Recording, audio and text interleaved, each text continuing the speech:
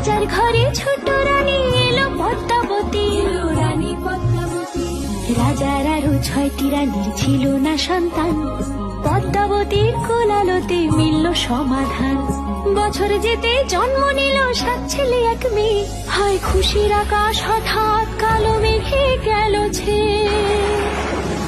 হিংসেতে যায় জ্বলে পুড়ে বাকি 6টি রানী, যুক্তি করে ঘটায় ওরা 7 কুমারের হানি। সুযোগ মতো 7 ছেলেকে মাটিতে দেয় পুঁতে, বাঁচে একা পারুল ওরা পায় না তাকে ছুতে। ধাইমা বাজায় সেই মেয়েকে বড় করে তোলে, 7 ভাইকে পায় যে পারুল 7টে চাপা ফুলে। এত কিছুর পরেও রাজার বিপদ যে কাটে না, সূর্য নগরে সুখের সূর্য আর ওঠে না। হিংসা বিবাদ বিচ্ছেদ আর প্রেমের কাহিনীতে পারুল বোন কি পারবে 7 ভাই চম্পাকে জাগাতে।